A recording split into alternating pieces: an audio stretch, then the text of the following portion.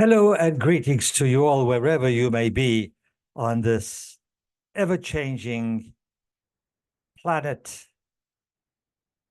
or rather the ever-changing society conditions on the planet, of planet Earth, the third rock from the sun. My name is Anthony Altman, and the title of this video is Transformation of Our World, number 26 on Rumble. This is the first video that I am uploading to Rumble, and I'm not sure that I'm going to upload it to YouTube. As I mentioned before, I'm in the process of weaning myself off YouTube because of the rather limiting and negative experiences I'm beginning to have with YouTube. And I see the writing on the wall, which means that Rumble is my other alternative, where there is no censorship and I'm free to be myself and I can say what I feel without penalty. And I urge you all to check Rumble out and see if you are able to support it. Whereas YouTube, as wonderful as it was, it's beginning to change. Just like everything. Everything changes in our physical world. In fact, change is the only constant. Now, this video is the third one in the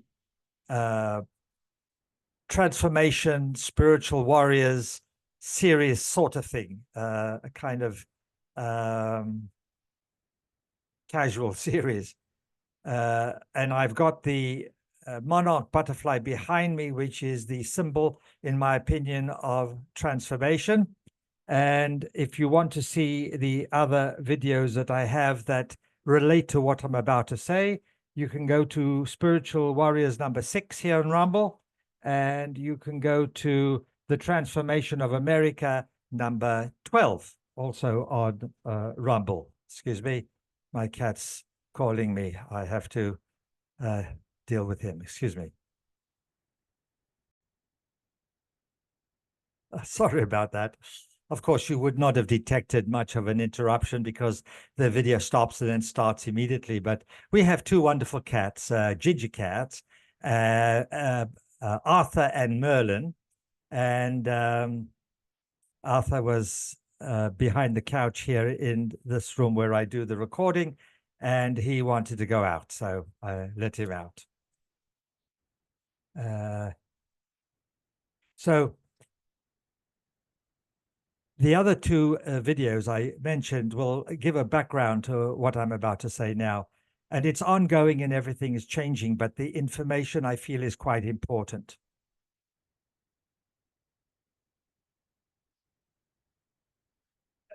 Earlier this morning, I was watching a video and listening to an interview, a discussion between Dr. Phil, as you know, in America, wonderful guy, really like him.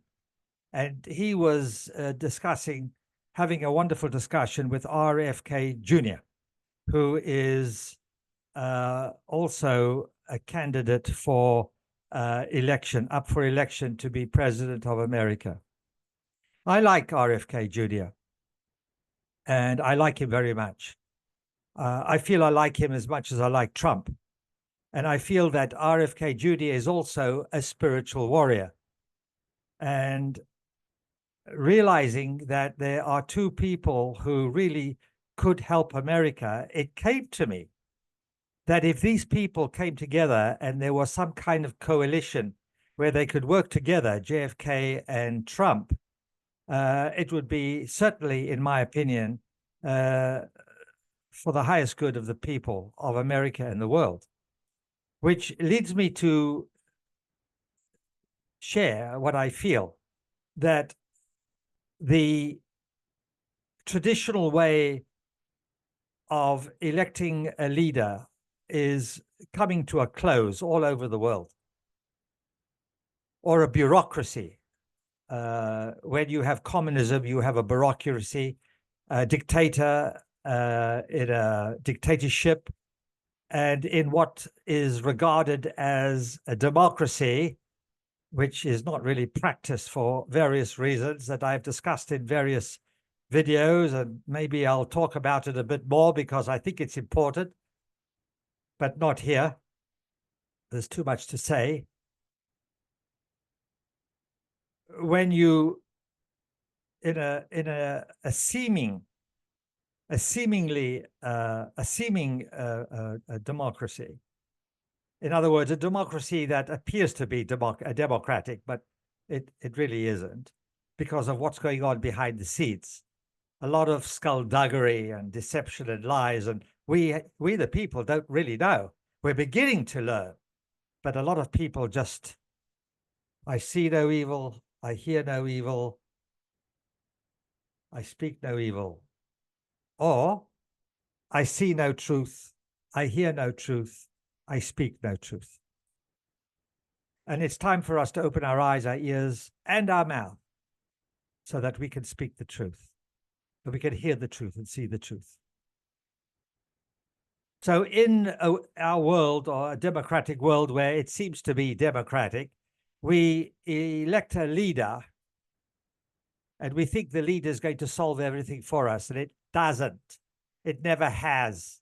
If you look at historically, you look at all the prime ministers of the United Kingdom, of France, of Germany, of Spain, of the United States of America, of Mexico, of Canada, and the list is just 200 countries, 300, whatever, how many countries we've got.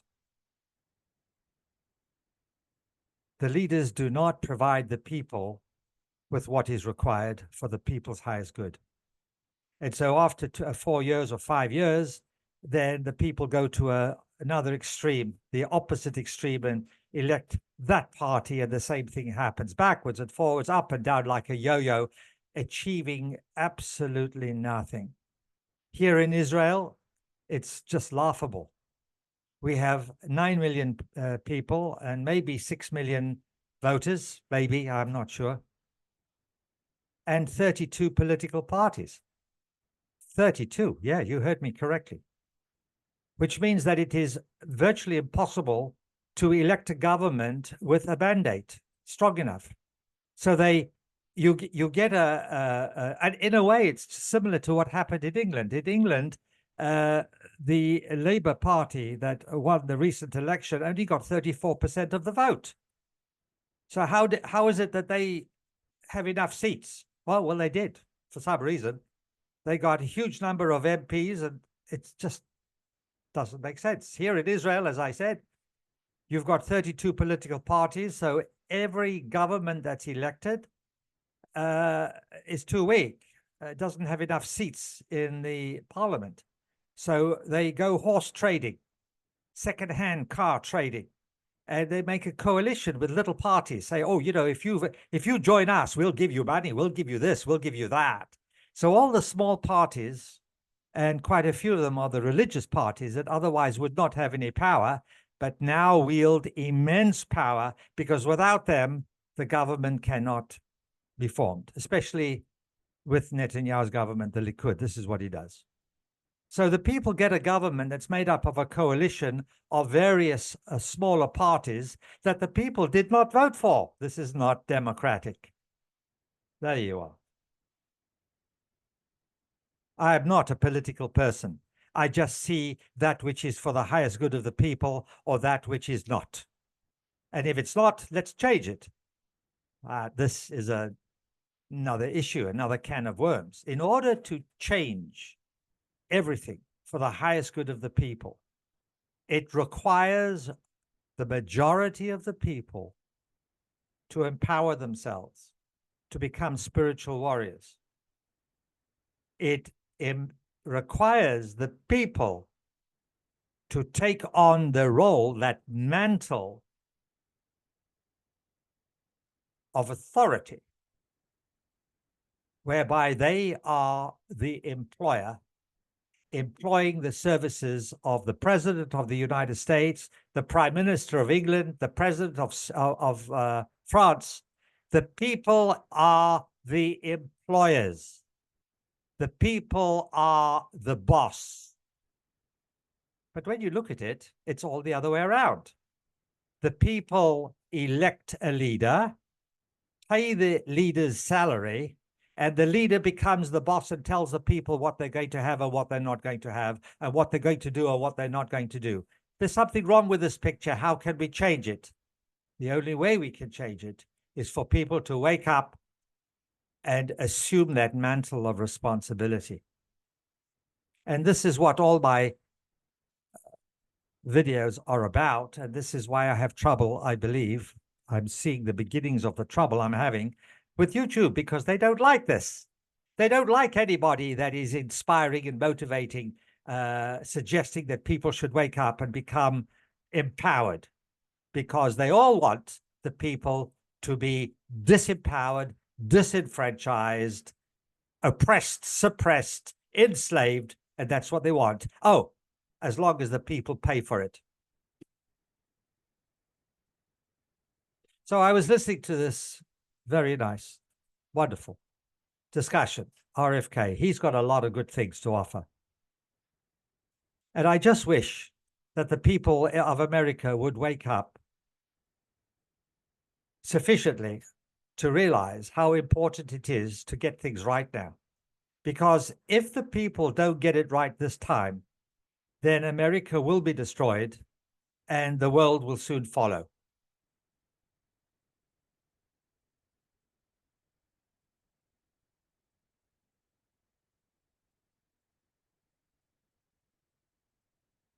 In the video, The Transformation of America, I think it was that video, I talked about the Constitution that America created for itself by the founding fathers in 1776 or thereabouts.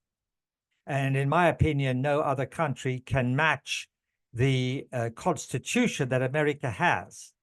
The Bill of Rights, the Declaration of Independence, and the Federalist Papers, all of which constitute the American Constitution. There's no other country that can produce that kind of assurance of the protection of the people. However, that is because America became the focus of the attention of the evil. Get rid of the American Constitution, get rid of America, and then the rest of the world will follow, will fall. So in my opinion, and I'm not political, I just see it how I see it. You have an arch, and the arch is constructed of bricks or stones. And the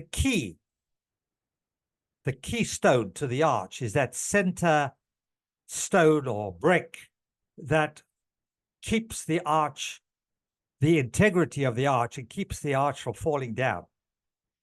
America is that keystone. Remove the keystone, the arch falls. All the countries will fall. America has a big responsibility, whether you like it or not. And that responsibility was born by those incredible people who created your wonderful country in 1776 with your present Constitution.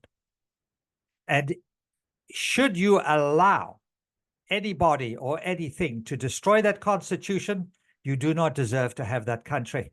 And we in the world, we will go the way of the sixth mass extinction, which is being talked about now. We're heading for that. It's happened 5 times before, and it seems if we are not changing our course, we're heading for the 6th mass extinction, which means that there will be a few survivors of human survivors, and it will take tens of thousands, maybe hundreds of thousands to redevelop ourselves after much hardship. And we don't have to go that way. All we are to do is to wake up and make different choices. nobody is coming to save us other than ourselves. That means you and me. We're going to save ourselves. And in order to save ourselves, we are to wake up and accept the responsibility of the people assuming the power of their own governance. And this brings me to say that I foresee in the future a great shift and change in government. I don't see one leader. I see many leaders. King Arthur in ancient England had the idea, a round table, and he had the knights, and each knight was equal. Hence the round table, nobody in charge. And each one had equal say. And decisions were made unanimously, or close enough. Unanimously, I would say.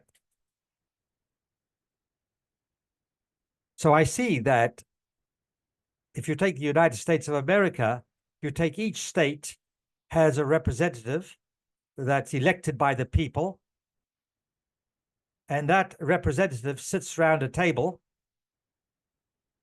all 50 of them, perhaps with a moderator, a speaker, and they govern the country. And if there is a problem, you go to your representative. And if the representative is no bloody good, you sack him, you fire him, and you get somebody else. You see the same thing in England. This way of governing, this archaic government. And here in Israel, you elect the leader, the party, and the leader selects the members of parliament. The people have nothing to do with it, which means that each member of parliament does not, I repeat, does not represent the people. So if you have a problem, you've got nobody to go to. And the only way they do it here in this country is that if you have a big problem, you go to the television station and you shame the government. And that usually brings good results. That's ridiculous.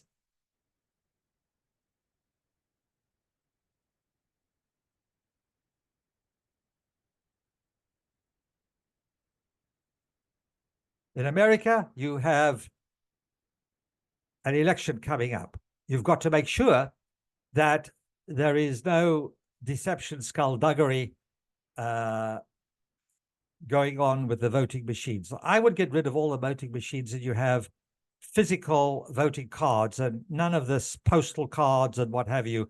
You go there and you make sure that everybody is acting righteously. Because if your next election is stolen for the second time, well, then I say to you, goodbye. That's it. You're done.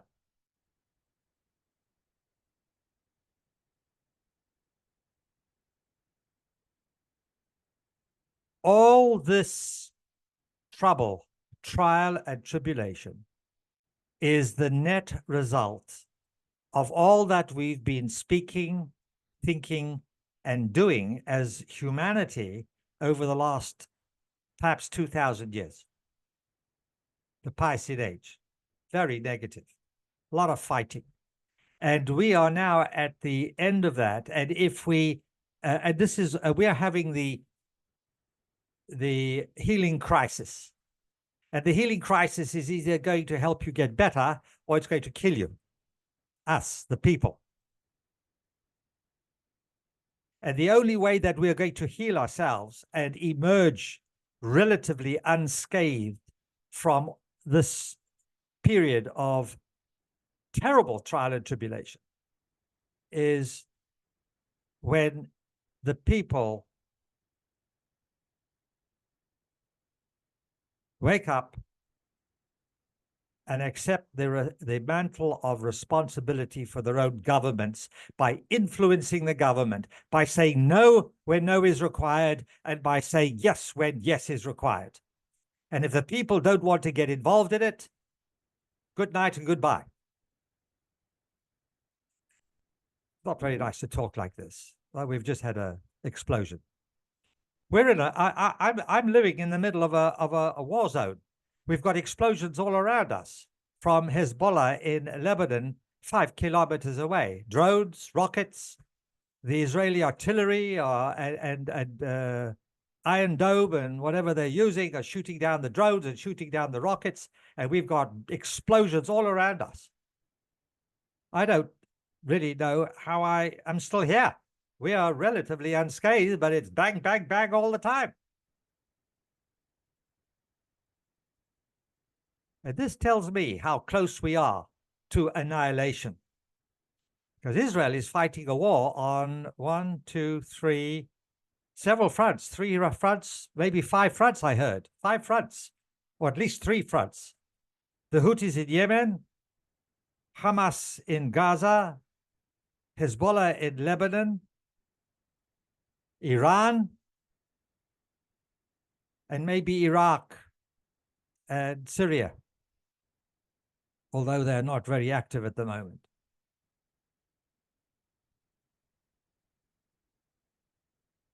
You in America, you don't know what it's like to be invaded. You will still know. You will very, very soon know. Why do I say this? Because all the 20 to 30 million illegal immigrants contained within that are tens of thousands of sleeper cells from China and from Hamas. Oh yeah, Hamas have got people there. And when the time is right, they're going to rise and you're going to have the enemy within. And you're not going to know what's hit you. And that's because you just haven't woken up yet.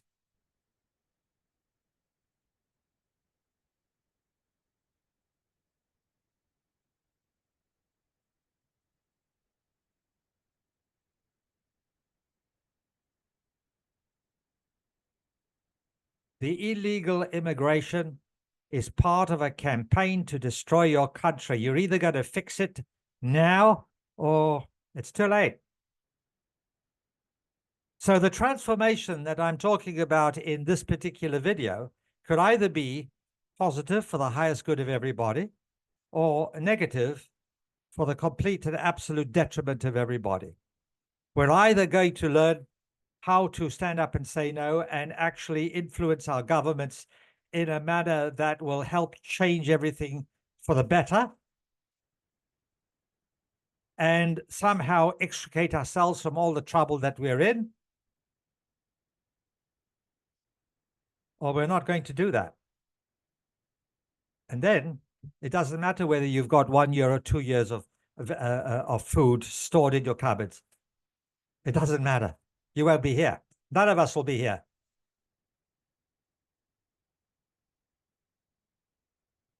We are too close to nuclear warfare. We are having a repetition now of what happened in, was it 63, 60, 62, the Cuba crisis. And I've just learned that the reason why the Russians sent nuclear missiles to Cuba was because America sent nuclear missiles to Turkey at their Air Force base there. And Russia said, we don't want those nuclear missiles. They're too close to us. Now, what's happening now is that America's got nuclear weapons in Poland, which gives Russia, I believe, 12 minutes notice if the Americans send off a nuclear missile. And they want to put nuclear weapons in Ukraine. And Russia said, no, if you're going to do that, I'm going to put missiles back in Cuba. NATO has got to stand down and move away. They've got soldiers all around the borders of Russia. Russia is being threatened. And Russia's fighting back, and I would do the same. Everybody needs to wake up. We are being deceived. We're being lied to. We don't know the truth.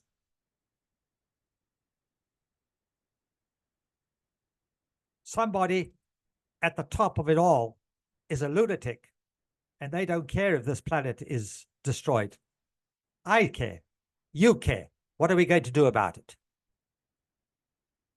Well, there's a lot we can do about it. We can start meditating. We can start looking for ways and means to develop more of our innate potential. And I have a wealth of ideas, a wealth of information.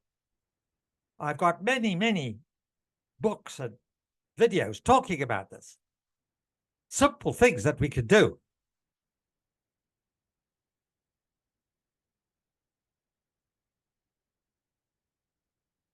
There's all sorts of practices, techniques, and modalities that can help develop our greater innate human potential and consciousness. And the journey of 1,000 miles starts with one single step. So let's get started. Let's get started.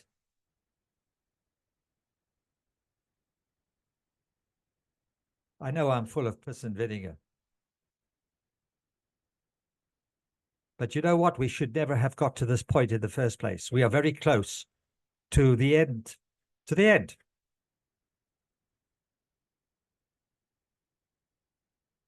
It's not too late, but it's almost too late. It's time to start talking, form groups, talk to people on the media. And if the media censor you, tell them to go and get lost. Excuse my French. Tell them to fuck off. It's not French. It's English, really. But you know, the word fuck apparently comes from, in the early days of England, the king had first dibs on anybody, on any woman who got married. And F-U-C-K, I believe, I may be wrong, but I believe, is an anagram for fornication under consent of the king, which means that the king has first dibs on the wife and then the husband can do it. And I believe that's where the word fuck came from. Tells you a lot about England, eh? Thank you very much for listening to me. If you've listened this far to this incredible journey we're on as a humanity, and doing our best to navigate through this most dangerous existential threat we've ever experienced. Perhaps it's more dangerous than what happened to Sodom and Gomorrah in the Bible. That was destroyed. It's time for us to become righteous and to stand up and be righteous. It's time for us to take charge of our affairs and not leave it to other people, and usually to those people who mislead us, who lie to us, who deceive us for their own benefit and screw the people. It's got to change. But for that to change, we, the people, are to change. Because if we don't change, there is no change. So thank you for listening to me. And I really implore you to start talking. And if you have started, encourage other people. Send this video to everybody. Contact me. My website address is down below in the synopsis of this video. On the contact page, you can contact me. Let's start being proactive. This is, I believe, our only hope for survival and then improving the way we live so that we can build a golden age for humanity. Thank you.